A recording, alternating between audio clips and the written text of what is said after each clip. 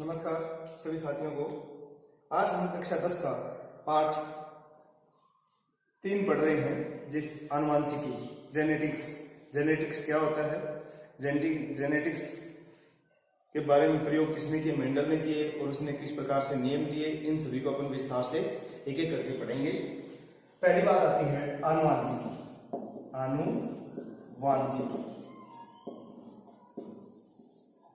आनुवांशिकी को बोलते हैं जेनेटिक्स। जेनेटिक्स शब्द का जो सबसे पहले प्रयोग किया था,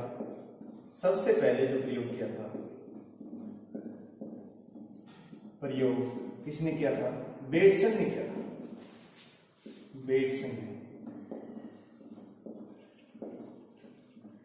इसके अलावा जो जेनेटिक्स शब्द है उसकी उत्पत्ति किससे हुई है? उत्पत्ति ग्रीक भाषा के शब्द जीन से हुई है। ग्रीक भाषा के जीन शब्द से हुई है।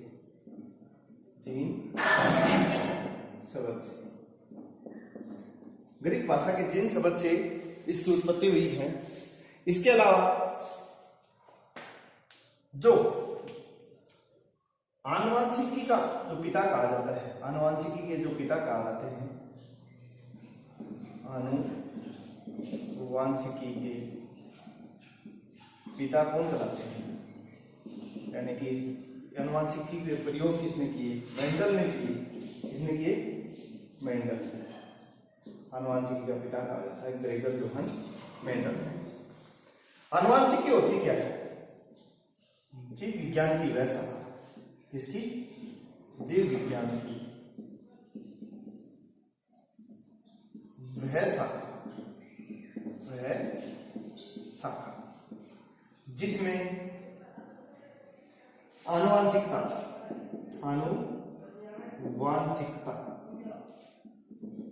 यानी हेरेडिटी, क्या बोलते हैं इसको?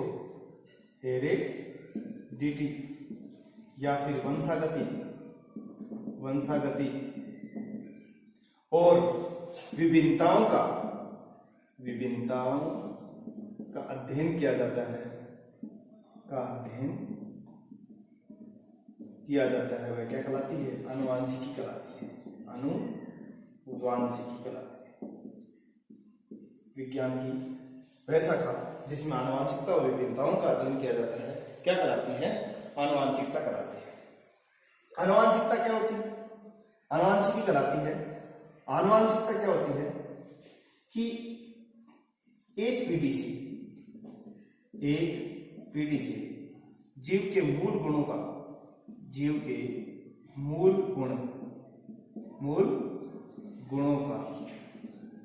संचरण दूसरी पीढ़ी में होना क्या कहलाता है? आनुवांशिकता कहलाता है। यानी एक पीढ़ी से दूसरी पीढ़ी में जीव के मूल गुणों का संचरण क्या कहलाता है? आनुवांशिकता। दूसरा अपन ऐसे लिख सकते हैं, जनक पीढ़ी से, जनक यानी माता पिता, जनक पीढ़ी से संतति पीढ़ी में आनुवांशिक लक्षणों का संचरण, आनुवांशिक लक्षणों का संचरण क्या कहलाता है? आनुवांशिकता कहलाता है।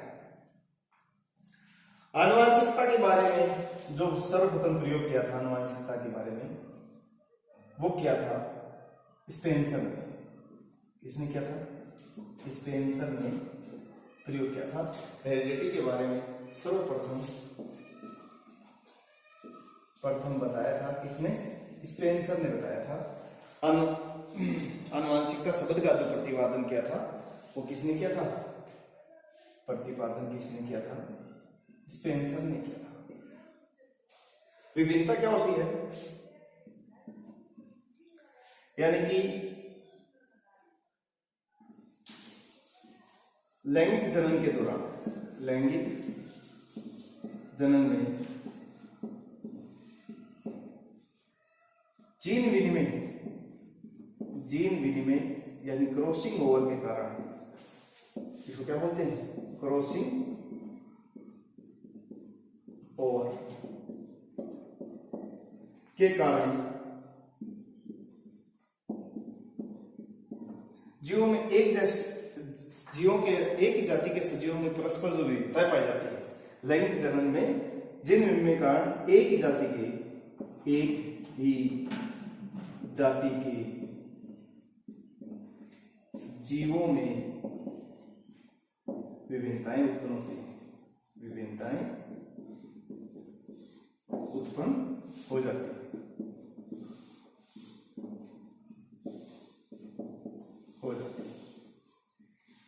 अर्थात आप देखेंगे आनुवांशिकी जेनेटिक्स सबसे पहले प्रयोग बेटसन ने किए थे। उत्पत्ति ग्रीक भाषा के शब्द जीन से हुई थी। आनुवांशिकी के जो पिता हैं वो क्या कहलाते हैं?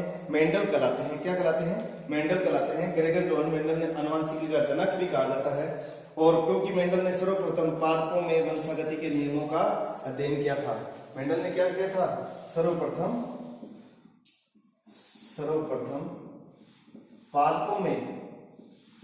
पादपों में वंशागति के नियमों का अध्ययन किया था। नियमों का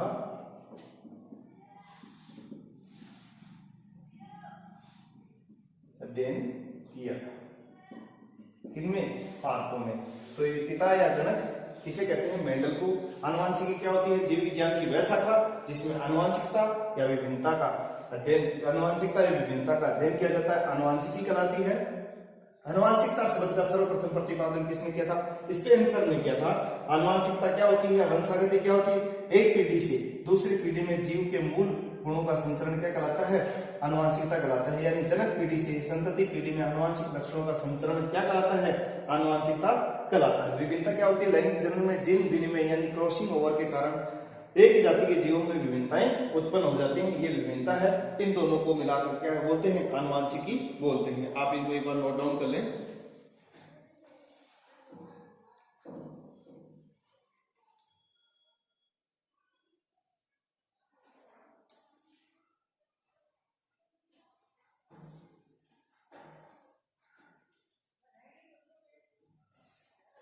इसके पश्चात जो अपन आगे बढ़ेंगे वो है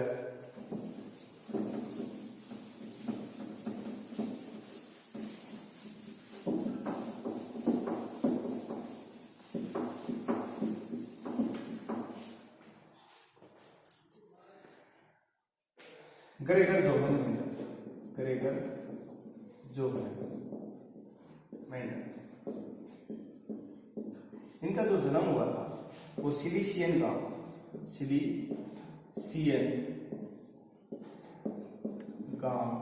ऑस्ट्रिया में हुआ था।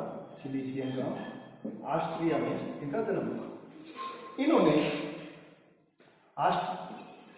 ऑस्ट्रिया में क्या किया?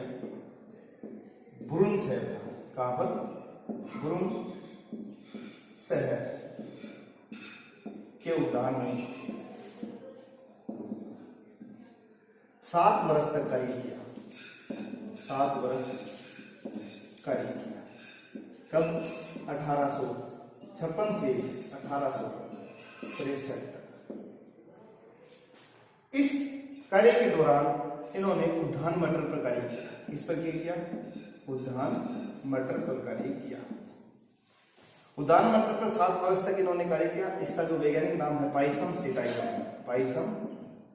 सेटाइलम।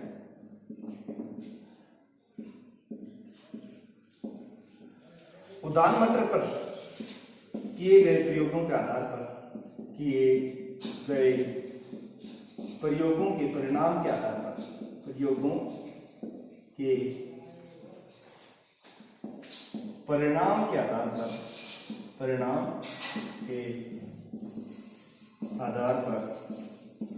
इन्होंने आनुवांशिकी के नियम बताए।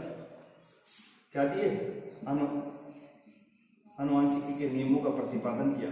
आनुवांशिकी के नियमों का प्रतिपादन किया, जिन्हें मेंडलवाद भी कहा जाता है। जिन्हें क्या कहा जाता है? जिन्हें मेंडलवाद कहा जाता है।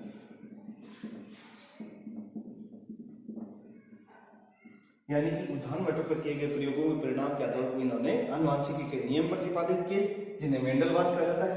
ये आनुवंशिकी के जो नियम थे वो 3 थे। पहला था प्रभाविकता का नियम, प्रभाविकता का नियम। दूसरा नियम था पृथक्करण का नियम, पृथक्करण का नियम। इसी का अन्य नाम था युग्मकों की शुद्धता का नियम, युग्मकों की शुद्धता का नियम, शुद्धता का नियम। अपन इनको विस्तार से पढ़ेंगे एक को, एक बार आप नाम लिख लें। तीसरा जो नियम दिया था इन्होंने, स्वतंत्र अपव्यवहन का नियम, अपव्यवहन का नियम। जो तीसरा नियम क्या दिया, स्वतंत्र अपव्यवहन का नियम। यानी कि ग्रेगर जोहान मेंडल ने सिलिसियन गांव ऑस्ट्रेलिया में इनका जन्म हुआ, कहां हुआ, जन्म हुआ। और इसके पश्चात ऑस्ट्रेलिया के बुलुम शहर में इन्होंने उद्यानवटों पर 7 वर्ष तक कार्य किया। 1856 से 1863 के बीच उद्यानवटों पाइसम सेटाइवम पर किए गए प्रयोगों के परिणाम के आधार पर आनुवंशिकी के नियमों का प्रतिपादन किया, जिन्हें मेंडलवाद कहा जाता है। प्रभाविता का नियम, पृथक्करण का नियम और युग्मकों की शुद्धता का नियम, इसी को कहते हैं स्वतंत्र अपव्यवहन का नियम। 3 इन्होंने नियम प्रतिपादित किए। इनके बारे में अपन डिटेल से आगे पढ़ेंगे। एक बार आप इसको जब तक नोट डाउन कर लें।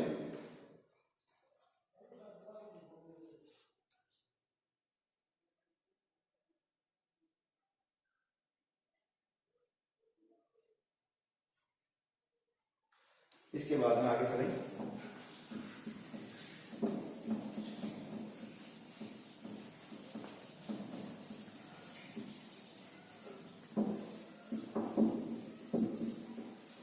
अगला है मेंडल की सफलता के कारण मेंडल ने यानी उद्यानवटों को ही क्यों चुना, उद्यानवटों के चुनाव का कारण, यानी इन्होंने उद्यानवटों का चुनाव ही क्यों किया, ये अपन पढ़ेंगे। उद्यानवट क्या है, 1 वर्षीय पादप है, 1 वर्षीय पादप। आप इतना याद रखते हैं, उसके आगे लिखें 1 वर्षीय पादप होने के कारण कम समय में अनेक पीढ़ियों का अध्ययन किया जा सकता है, अनेक पीढ़ियों का अध्ययन किया जा सकता है, किया जा सकता है। दूसरा है द्विलिंगी पुष्प होने के कारण, द्विलिंगी पुष्प, उद्यानवट का द्विलिंगी पुष्प होने के कारण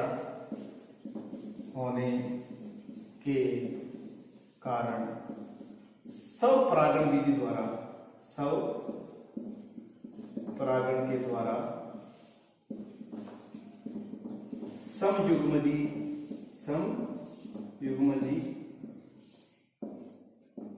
पौधे प्राप्त किए जा सकते हैं, पौधे प्राप्त किए, समयुग्मजी पौधे प्राप्त किए जा सकते हैं।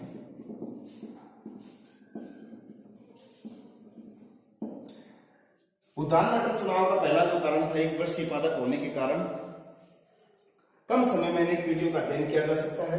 द्विलिंगी पुष्प होने के कारण स्वपरागण के द्वारा समयुग्मजी पौधे प्राप्त किए जा सकते हैं। तीसरा जो कारण था विपुंसन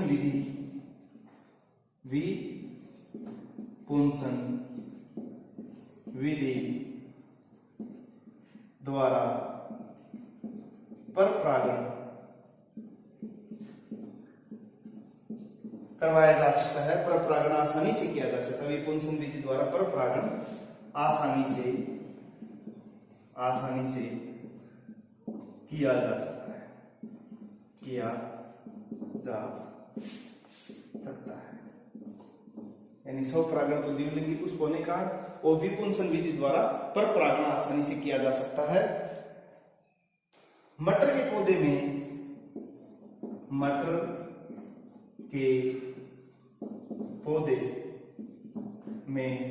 विभिन्न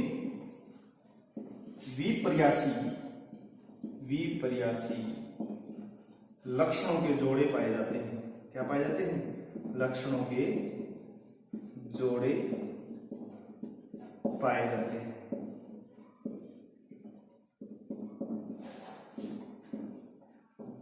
और कितने विपर्यासी लक्षणों का अध्ययन किया इन्होंने? मटर के पौधे के 7 विपर्यासी लक्षणों का अध्ययन किया, वो अपन अगले चरण में पढ़ रहे हैं।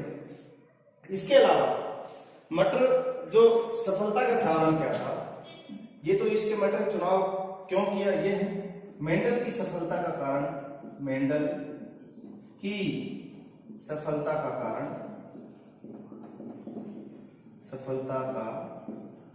कारण क्या था? मुख्य रूप से 2 कारण थे। मेंडल ने एक समय में, पहला कारण था मेंडल ने एक समय में एक ही लक्षण की वंशागति का अध्ययन किया। एक ही लक्षण की वंशागति का अध्ययन किया। पहला तो कारण ये हो गया कि मेंडल ने एक समय में एक ही लक्षण की वंशागति का अध्ययन किया। मेंडल ने जो प्रयोग के लिए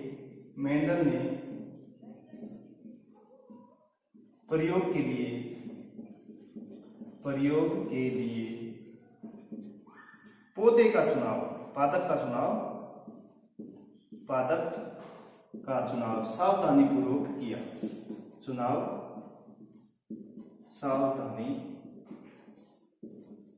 किया। दूसरा, यानी उन्होंने उदाहरण मटर को लिया क्योंकि उसमें विपर्यासी लक्षणों के जोड़े पाए जाते हैं, जिनमें वो आसानी से अपने आनुवंशिकता के नियमों को बता सकता था। इस प्रकार आपसे क्वेश्चन पूछे कि मेंडल ने उदाहरण मटर के चुनाव का क्या कारण था, उदाहरण मटर को क्यों लिया? क्योंकि एक वर्षीय पादप होने के कारण कम समय में अनेक पीढ़ियों का अध्ययन किया जा सकता है। द्विलिंगी पुष्प होने के कारण स्वपरागण के द्वारा समयुग्मजी पौधे प्राप्त किए जा सकते हैं। विपुंसन विधि द्वारा पर परागण आसानी से किया जा सकता है। इसके अंदर मटर के पौधे में विभिन्न विपर्यासी लक्षणों के जोड़े पाए जाते हैं। और मेंडल की सफलता का जो मुख्य कारण है 2 है। मेंडल ने एक समय में एक ही लक्षण की वंशागति का अध्ययन किया और मेंडल ने प्रयोग के लिए पादप का चुनाव सावधानी पूर्वक किया। उदाहरण मटर का प्रयोग जो इसने किए वो सावधानी पूर्वक किए। इस प्रकार आप इसको एक बार लिख लें।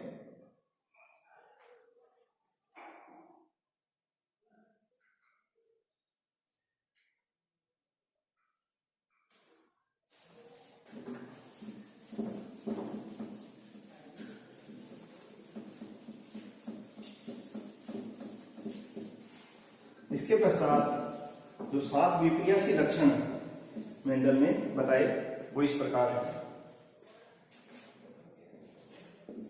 मटर में